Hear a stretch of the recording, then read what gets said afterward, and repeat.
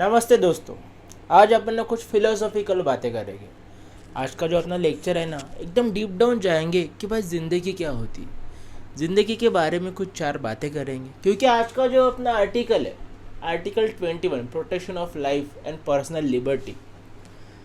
आज अपन देखेंगे कि ये जो पूरा भारत देश है, ये जो स्टेट तैयार हुआ है, इस पर जो कॉन्स्टिट्यूशन आया है, क्यों है, मीन्स अपने जो ज़िंदगी है वो अपने लिए क्या मायने रखती है। अपन इस कंट्री में ज़िंदगी जीते वक्त ये कंट्री अपने लिए क्या करता है, अपन कंट्री के लिए क्या करना चाहिए। अगर मेरे को पूरा अलफ आइसोलेशन में अगर ज़िंदगी जीना, तो कंट्री मेरे को कहाँ से मेरे लाइफ में इंटरफेयर करेंगी, या मैं कंट्री के रोज के सिस्टम में कैसा इंटरफेयर कर सकता हूँ, कहाँ पे बाउंड्री होने को होना। ये सारी चीज़ें जो होती है ना, मेरे लाइफ को लेकर कंट्री को क्या लेना देना ही है। यानी ये जो गवर्नमेंट है, जो स्टेट है, मेरे लाइफ के साथ ये क्या छेड़छाड़ी कर सकते हैं, कहाँ पे छेड़छाड़ी नहीं कर सकते, क्यों करना चाहिए, क्या नहीं करना चाहिए। ये सारी चीज़ें ना भाई आज अपन देखेंगे। तो देखो, मेरा एक मुद्दा क्या पता है कि how I want to live my life. तो मुझे ना ऐसी ज़िंदगी होना, मेरी फिलोसफी क्या है, मेरे लिए डेवलपमेंट क्या है, वो मैं आपको बताना चाहता हूँ। यानी अपन जब बात करते हैं कि 5 ट्रिलियन की इकोनॉमी बन गई, 4 ट्रिलियन की इकोनॉमी बन गई, that is the economical aspirant, it is very important. But what I want to convey here is how I want to live my life. क्योंकि और यहाँ पे सबसे इम्पोर्टेंट बात ये है कि वी हैव अ डेमोक्रेसी। लगती नहीं होंगी आपको, I know, but we have a democracy. So in a democracy the most essential thing क्या होती है कि आप अपने हिसाब से ज़िंदगी जी सको। तो ज़िंदगी जीते वक्त ना भाई, when you are living your life, there is a certain philosophy, means everyone has certain philosophy कि वो अपने लाइफ कैसे जीना चाहते हैं। तो मेरे लिए मेरी फिलोसफी क्या है, मेरे लिए मेरी आइडियोलॉजी क्या है, मेरा इंक्लिनेशन कौन से पार्टी के साथ कैसा है, इससे ज़्यादा इंपॉर्टेंट कि मेरी फिलोसफी आइडियोलॉजी क्या है। तो उससे आप लोग समझ लो कि मेरा इंक्लिनेशन क्या है, कैसा है। मुझे ना मेरे लाइफ में गवर्नमेंट का, स्टेट का इंटरफेरेंस नहीं होना। मेरा ऐसा मानना है, being as a political science student, जितना मैं पॉलिटिक्स को, ये सारे सिस्टम को जितना मैं पढ़ता हूँ, देखता हूँ, जानता हूँ, ऑब्जर्व करता हूँ, मेरा ऐसा है कि मेरे लिए ये स्टेट्स है, मेरे लिए ये कंट्री है। मेरे को अच्छी लाइफ देने के लिए ये स्टेट तैयार हुआ है। It is like unwritten contract with the state कि स्टेट ना भाई सारी चीज़ें मेरे लिए करेगा, ताकि मैं अच्छे से लाइफ जी सकूं। और मैं अच्छे से लाइफ जीते वक्त स्टेट ने मेरे लाइफ में इंटरफेयर नहीं करने को होना। Now it may sound a very drastic and very exaggerated thing for you, but let me clear it, okay. While living a life, I don't wanna create a hindrance in anybody other's life. Means I don't wanna poke somebody else just to have the freedom and the liberty of my own. भाई मेरे को दूसरे को तकलीफ नहीं देना, मेरे को खाली मेरी लाइफ जीना है। If I want to live like a hermit, if I want to live in a solitude, तो भाई मैं एकदम सोलिटरी आइसोलेशन में जाके लाइफ जीऊँगा।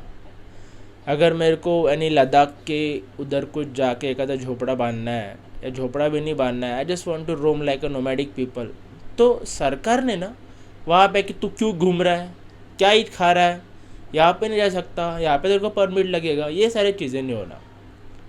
और जैसा कि मैंने आपको बताया कि अभी आज का अपना आर्टिकल 21 है, पर आर्टिकल 20 ने 12 से लेकर 20 तक के जितने भी आर्टिकल्स हुए, आपको फ्रीडम है, आपको फंडामेंटल राइट्स है, but they are with reasonable restrictions. एक भी ऐसा फ्रीडम नहीं है भाई, एक भी ऐसा फंडामेंटल राइट नहीं है जहाँ पे स्टेट इंटरवीन नहीं कर सकता है। State should do the intervention. अभी अगर कल मैं जाके डायरेक्ट अंडमान निकोबार जाता हूँ, जो सिनेमिस, I am forgetting the name of that tribe, the one who are living on the Andaman and Nicobar, so they are very primitive people. They don't know what kind of world is going in which direction. We are going in the Mars direction, by ठीक है, but they don't know that.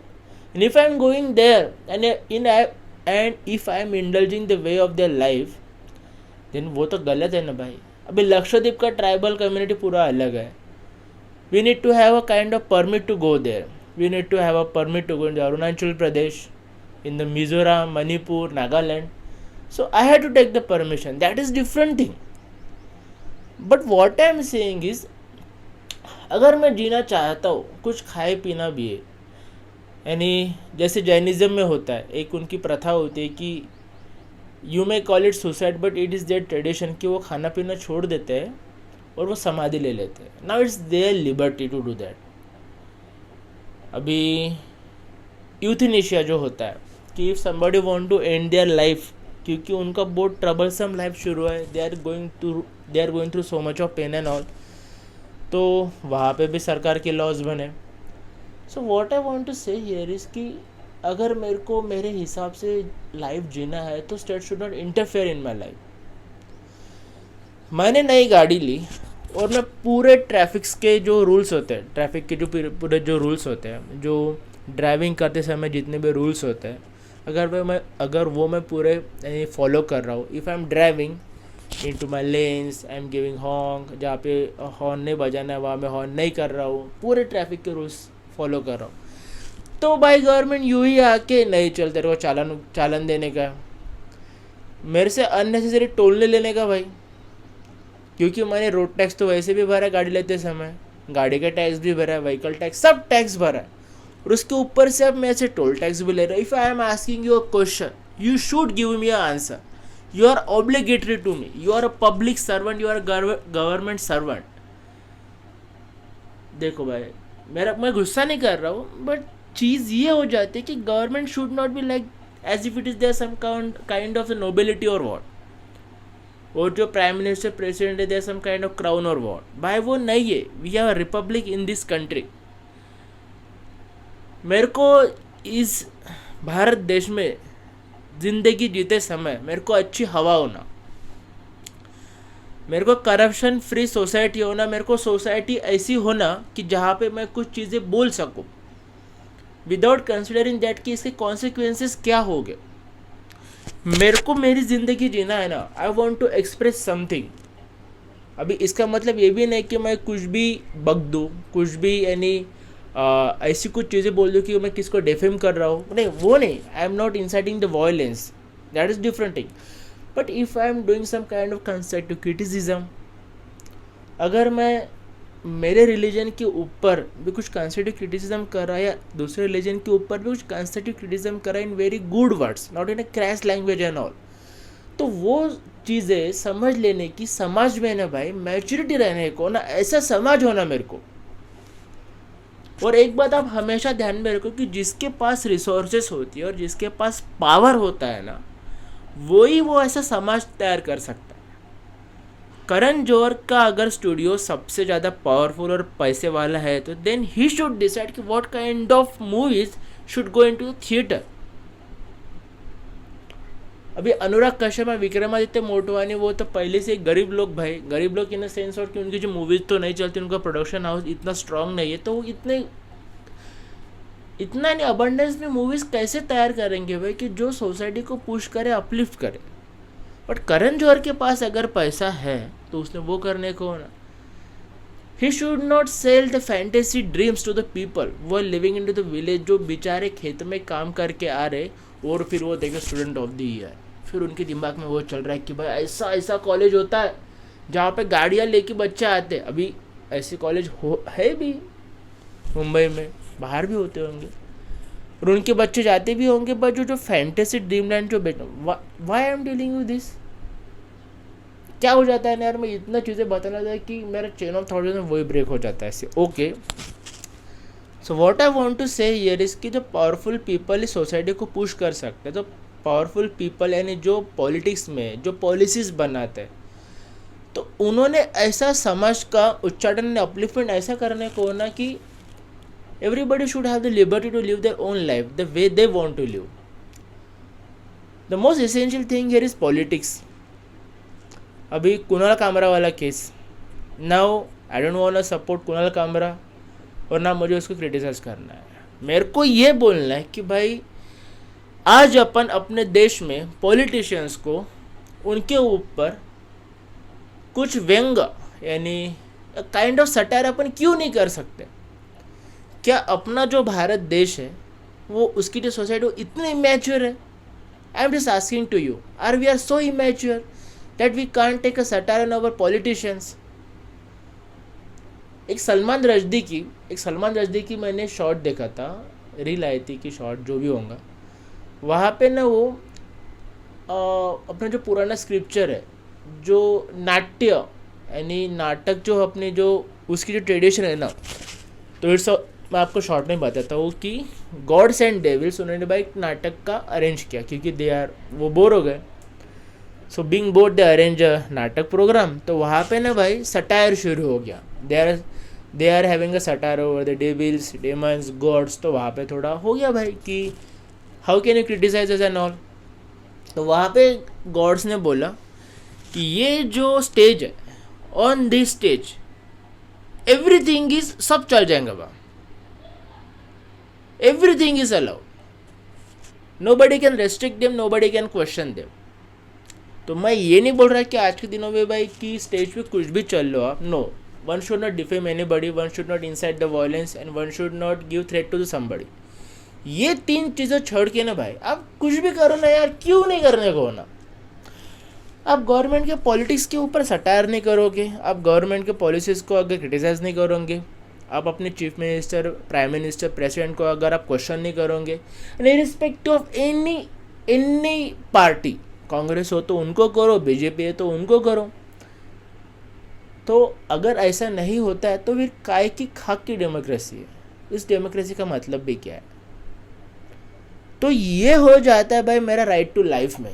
ये अपना जो पूरा constitution है, जो पूरे articles है, अगर आर्टिकल 25 जस्टिफाई नहीं हो रहा तो इस कॉन्स्टिट्यूशन का कुछ ही मतलब नहीं है, नो मतलब एट ऑल। मेरे को होना है भाई मेरा राइट टू लाइफ, मेरे को होना है मेरी पर्सनल लिबर्टी, मेरे को होना है मेरे protection of life, that's all that matter.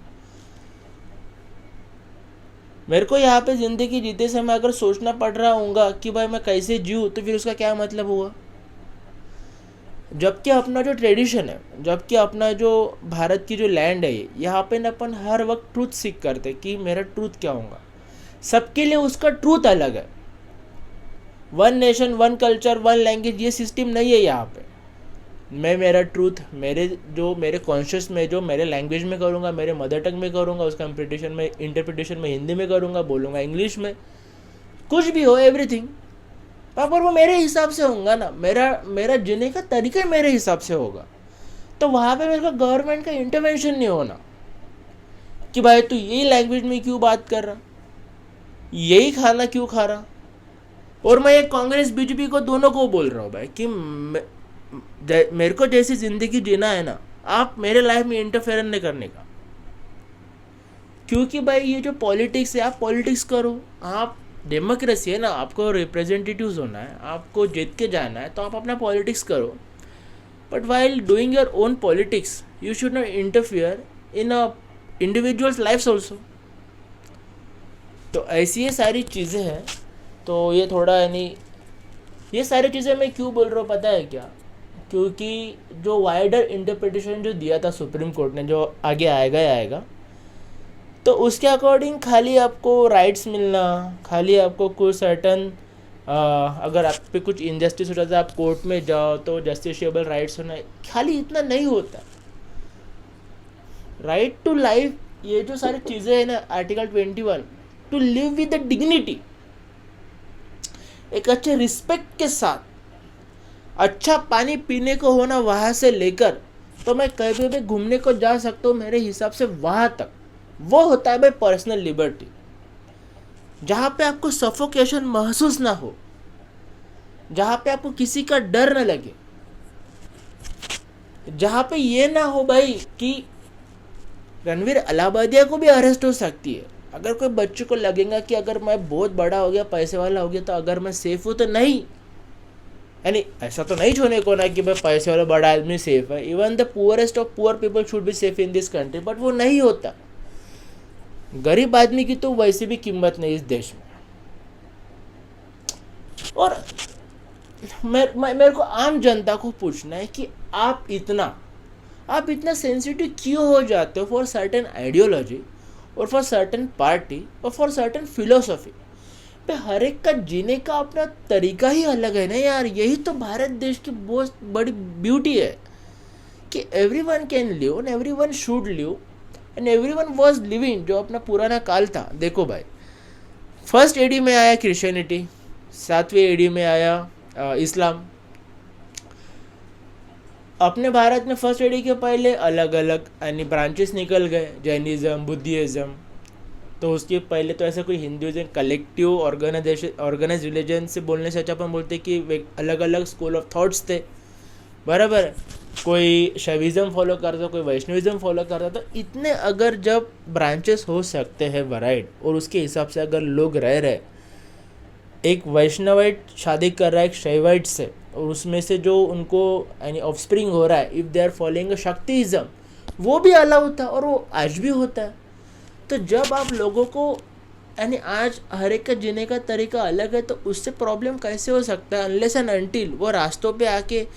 भाई इंडिया में तो वो भी है कि you can propagate your own ideology, और किसी का कंपल्शन भी नहीं है भाई कि वो अपने को फॉलो करना ही है। मैं आपको अगर नहीं सुनना है तो मत सुनो। इतना खतरनाक चीज़ होने के बाद आप इमेच्योर क्यों हो सकते हो भाई? I just want to ask this society. और यहाँ पे फिर पोलर एक्सट्रीम कैसे पता है? कोई के बहुत ही ज़्यादा वोक है, एक्स्ट्रा लिबरल, और कोई की भाई एकदम ही भाई रिजिड, यानी क्या बोलते हैं उसको, ऑर्थोडॉक्स, एकदम ही यानी कौन सा क्या है वो यार, कंजर्वेटिव्स, इतने वो पोलर अपोजिट एकदम। भाई ट्रेडिशन शुड बी फ्लेक्सिबल। जो सोसाइटी का भी जो यानी जो उनका जो ट्रैजेक्टरी होती है ना, it should be the flexible.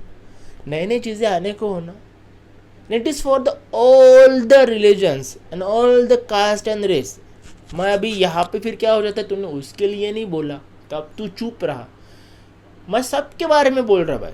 I am targeting and I am provoking and I am asking and I am even begging the mercy कि भाई अपनी पूरी सोसाइटी, भाई आप ना थोड़ा क्या बोलते हैं, आपके अंदर जो पियर्स होते हैं ना वर्ड्स, उसको इतना सेंसिटिव ना होते हुए आप रिलैक्स रहो, चिल रहो गाइज। That's all. तो अपन थोड़ा भी अपना टेक्निकल पार्ट शुरू करते हैं। तो आर्टिकल 21 के अंडर ये सारी चीज़ें तो ठीक है। अभी स्टेट जो होता है, स्टेट, यहाँ पे स्टेट है भाई अपना इंडियन गवर्नमेंट, अपना इंडियन भारत देश, ठीक है, अपना judiciary and all. They can take your life, they can take your life, यानी यूं ही आपको पकड़ के लेके जाके आपकी ज़िंदगी ले नहीं सकते। कुछ तो डिटेल रहने को होना ना बाबा, ऐसी कैसे लाइफ पकड़ के लेके जाएंगे और सारी चीज़ें कर देंगे। तो ऐसा यानी मेरा जो ज़िंदगी है, मेरी ज़िंदगी ऊपर पूरा मेरा कब्जा है, मेरा अधिकार है मेरे ज़िंदगी के ऊपर। अभी ऐसा मैं जब बोलता हूँ तो आपको सवाल आने को ना, पर भाई यहाँ पे भी कुछ लूप होल होगा। तो लूप होल नहीं भाई, एक यहाँ पे भी मुद्दा है कि state can take your life. So under which circumstances the state can take my life, यानी कब स्टेट मेरे को हैंग करेगा, वे स्टेट कैन एग्जीक्यूट मी। तो ये सारी चीज़ें आती है भाई। तो आप एक यहाँ पे बात देखो, एग्जीक्यूटिव्स एंड लेजिस्लेटिव्स। एक बहुत फेमस गोपालन केस हुई थी।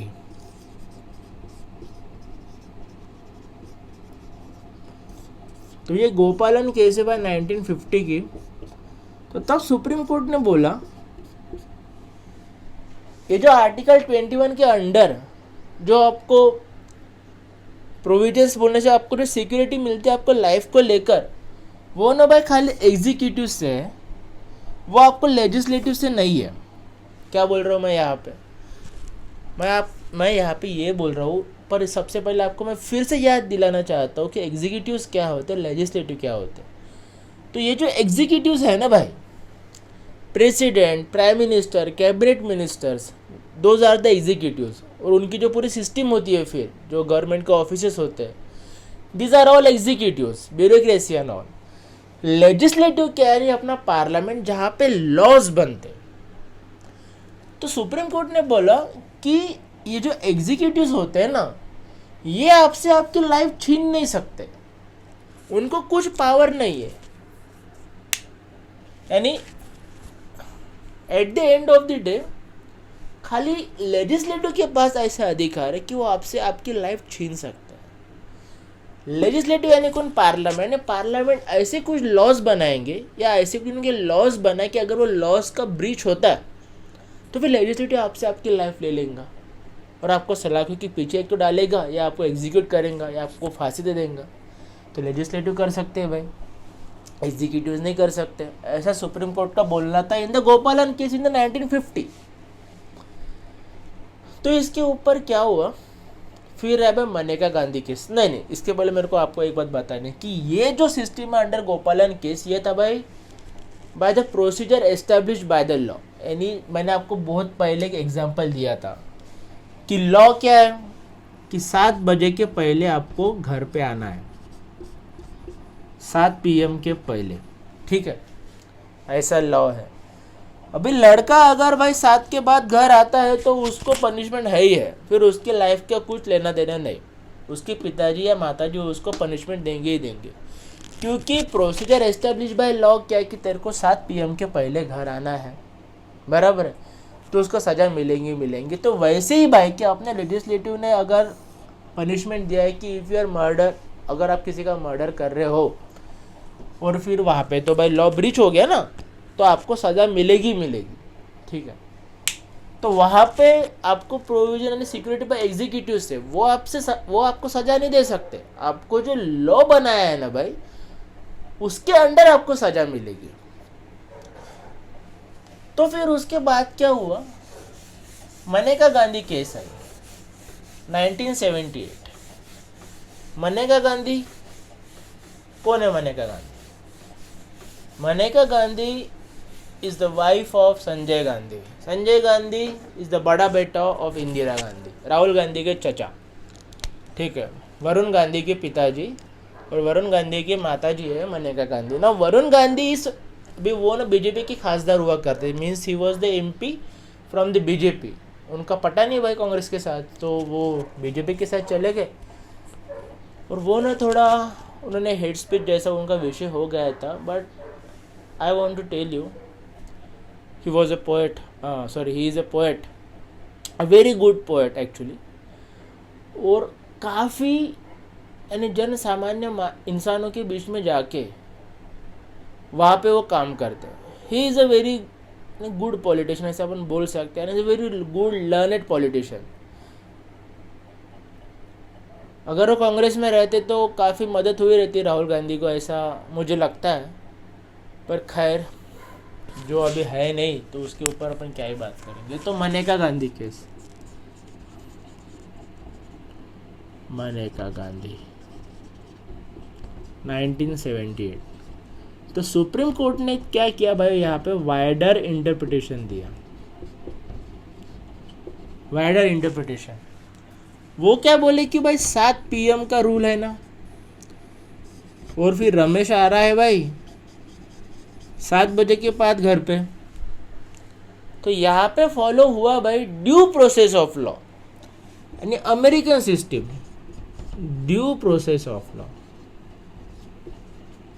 तो यहाँ पे अपना इंडियन जुडिशरी सिस्टम क्या करता है कि तू 7 के बाद घर पे आया, क्यों आया बता भाई, ऐसी कौन सी तेरे को दिक्कत हो गई, यानी कुछ हिंड्रेंसेस आए तेरे को, कुछ ऑब्स्ट्रक्शंस तैयार हुए तेरे पाथ में, या तू किसी यानी दोस्तों के साथ पार्टी करने को गया, या अपने गर्लफ्रेंड को मिलने को गया, जो भी है भाई बात हमको बता, ठीक है। तो एक्सप्रेस कर कि because of this certain circumstances you are late.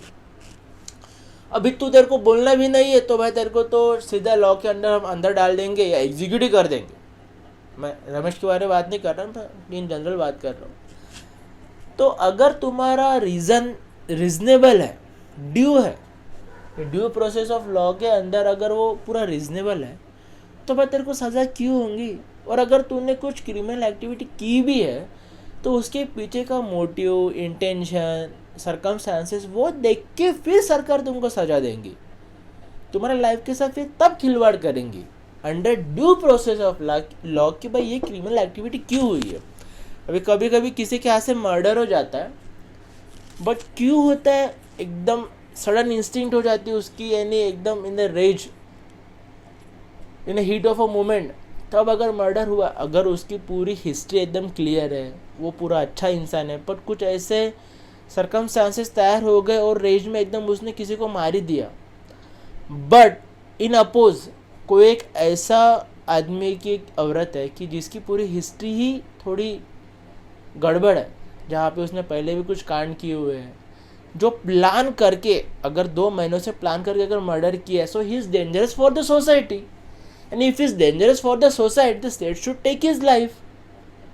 I know it is sounding too negative कि state should take his life, but for the sake of the society, अगर वो फिर से वही कृत्य करने वाला है तो उसको एक तो सलाखों के पीछे लोग या उसको एग्जीक्यूट कर दो। अब जैसे अजमल कसाब या निर्भया हत्याकांड वाला, जो निर्भया केस वाले जो लोग हैं, they were so cruel and heinous, तो उनको बस समाज में फिर से छोड़ना। आप सबसे पहले ये बात देखो कि आप पनिशमेंट क्यों देते हो। पनिशमेंट आप इसलिए देते कि उनका ना भाई ऑल एंगल से उनकी ग्रोथ हो सके, पूरा समाज में अच्छी तरह से इंसान बन के फिर से समाज में आ सके, ताकि समाज में कुछ उनसे डेंजर ना रहे। पर अगर कुछ लोग ऐसे खतरनाक रहते होंगे भाई, तो फिर उनको तो सज़ा देनी बनती है। अपने को एकदम नॉन वायलेंट सोसाइटी तैयार करने, इसका मतलब ये नहीं होता कि अपने को रियलिज्म से भी दूर जाना है, ठीक है। तो due process of law is very important thing. खाली लॉ को ब्रीच किया इसलिए पनिशमेंट नहीं किया इसलिए नहीं पनिशमेंट, ऐसा नहीं होने को ना। हर एक चीज़ का ना भाई motive, history, future, past, present देख के उसको सजा देने को ना, और ये होता है भाई अंडर आर्टिकल 21। और इसमें और वाइडर इंटरप्रिटेशन जो मैंने आपको पहले ही बताया कि जो डिग्निटी के साथ जो जीना है भाई भारत देश में, वो डिग्निटी मिलने को होना भाई। यानी अगर एक इंसान को एकदम नॉर्मल लाइफ कि उसका जिंदगी, यानी वो प्लानट अर्थ पे आया, वहाँ से उसको अच्छा पानी, उसका हवा मिलने को होना, फिर जैसे वो 6-7 साल का होता है तो आर्टिकल 21 के अंदर आर्टिकल 21A के अंडर राइट टू एजुकेशन भी आता है, तो वो भी मैं आपको आगे बताऊंगा। तो उसको प्रॉपर एजुकेशन मिलने को होना, प्रॉपर एजुकेशन मिलने के बाद तो उसको कोई भी घपला ना होते हुए उसको 11वीं-12वीं में एडमिशन मिलने को होना। Now on the basis of his ability उसको जहाँ पे ग्रेजुएशन करना, ग्रेजुएशन करने को होना। फिर ग्रेजुएशन के बाद उसको जो भी स्टार्टअप करना है या उसको कोई अपनी कंपनी डालनी है, उसको और हायर एजुकेशन लेना, वो भी करते आने को होना। फिर उसके बाद उसको प्रॉपर तरीके से उसको इंटरकास्ट करना, तो इंटरकास्ट, इंटर रिलीजन करना तो इंटर रिलीजन, जो भी उसकी मर्जी होंगी उस हिसाब से। लड़की के साथ रहे तो लड़के के साथ रहे, लड़की तो लड़की के साथ रहे, जैसा भी। और वोकिज्म भी नहीं बोल रहा मैं कि भाई वो जो कुत्ती बिल्ली होके घूम रहे, वैसा भी नहीं बोल रहा, बट जैसा जिसको जीना है भाई। कोई भी गवर्नमेंट ऑफिस में जा रहा, उसको अगर 3 मंजिला घर बांधना है, 3 स्टोरी अगर उसको घर तैयार करना है और सब लीगल चीज़ है कि वहाँ पे कुछ वायलेशन नहीं हो रहा, तो वहाँ पे कोई बाबू उसको अगर यानी घूस मांग रहा है, ब्राइब मांग रहा है, तो फिर क्या भाई स्टेट का इंटरफेरेंस नहीं हो गया उसके लाइफ में? तो वो नहीं होने को होना। The system should be so smooth. Government office में जाके अगर मेरा जो मैंने पर्ची भरा है, जो मैंने फॉर्म भरा है, वो एकदम वहाँ पे कुछ भी डिस्क्रिपेंसी नहीं है, ऐसा फॉर्म दो, वो फॉर्म लेगा, अगर कोई डिस्क्रिपेंसी वो मार्क करेगा वो मैं मार्क पूरा फिर से भर के उसको दूंगा, बस काम खत्म। वहाँ पे बातचीत ही नहीं होने को ना भाई। तू आया ना, तेरा ड्यूटी क्या है, तेरा 10 से 5 ड्यूटी है भाई, वो फॉर्म चेक करके आगे करने का, तो वो तू वही कर। फॉर्म लेंगा, दूसरे कबर्ड में डालेंगा, फिर उसकी तरफ देखेंगा, ऐसा ऐसा करेंगा भाई, हाँ अंदर से फिर वो अलग से पैसा देगा। ये क्या है भाई?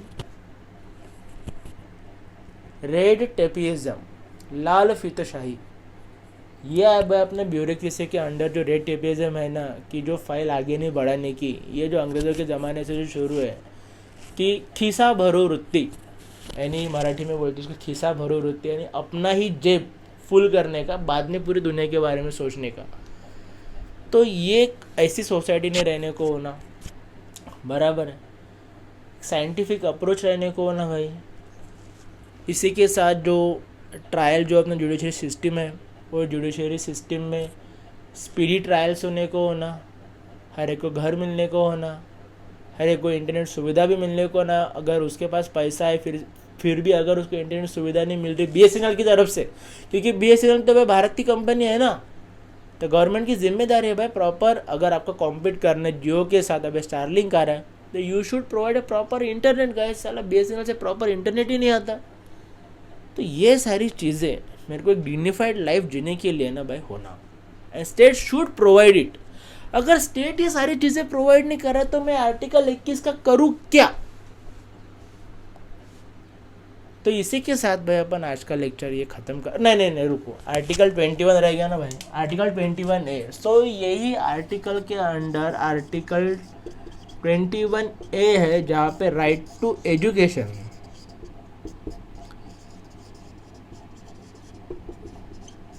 तो एजुकेशन की सबसे बड़ा प्रॉब्लम तो भाई भारत देश का एजुकेशन का ही है।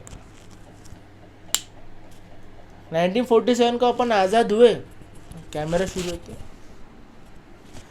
1947 को अपन आज़ाद हुए तो अपने बच्चे को क्या सिखाया गया कि भाई आपको एजुकेशन क्यों लेना है? क्योंकि आपको बड़ा होकर पैसे कमाने का। अब जितनी भी चीज़ें मैंने आपको बताए कि सोसाइटी शुड बी मैच्योर, तो सोसाइटी मैच्योर होने के लिए ना आपको सेंसिबिलिटीज, आपको कुछ सिविक सेंसेस जो अगर आपको बताएंगे तो वो स्कूल में बताने को होना, ताकि जो अच्छा इंसान बनने की पढ़ाई आपको करवाने को होना best from the school, not just for the sake of being earning money. तभी भाई एक अच्छा समाज बनेगा। तो आर्टिकल 21A के अंडर जो राइट टू एजुकेशन है ना, वहाँ पे 6 to लेकर 14 तक के हर एक को भाई एजुकेशन का हक है, फ्री एंड कंपलसरी एजुकेशन। और ये आया भाई 86 amendment act, constitutional amendment act है 86, जो 2002 में आया। ठीक है, तो ये आया 2002 में। तो इसके अंदर भाई आपको एजुकेशन का हक एकदम प्रॉपर तरीके से मिलेगा। तो इस तरह से अपन आर्टिकल 21 को ख़त्म करते हैं। और आगे भी आपको पॉलिटी पढ़ते समय ध्यान में रखना है कि it is not only about the for the sake of study and all. आपको इस एंगल से पढ़ना है कि अपना पाला है भाई एस्टेब्लिश गवर्नमेंट, जो एस्टेब्लिश पार्टी उनके साथ, be it is a Congress और बीजेपी या आपकी कोई regional party, you should question them. And even the politician should have the guts कि people will ask them question. क्योंकि भाई टीचर बनता है तो स्टूडेंट्स क्वेश्चन पूछते हैं, बराबर। डॉक्टर होता है, आप डॉक्टर्स को क्वेश्चन पूछते हो। भाई प्रोफेशन आपका जो भी होगा वहाँ पे क्वेश्चन आंसर तो होगा ही ना हो। क्योंकि अगर आप दूसरे को कुछ सुविधा प्रोवाइड कर रहे हो तो आपको वो क्वेश्चन पूछेगा ना। आपके घर पे जो प्लम्बर है तो आपको पूछते हो ना उसको कि यहाँ से पानी क्यों नहीं आ रहा, यहाँ से आएगा क्या, तो क्वेश्चन विल बी देयर। तो politician should also have the guts कि भाई क्वेश्चन तो आएंगे, उसके ऊपर सटायर भी आएंगे। तो चिल रहो भाई, पहली बात तो इतना टेंशन ही क्यों लेते हो, एकदम चिल रहो भाई, एकदम ओपन अप रहो।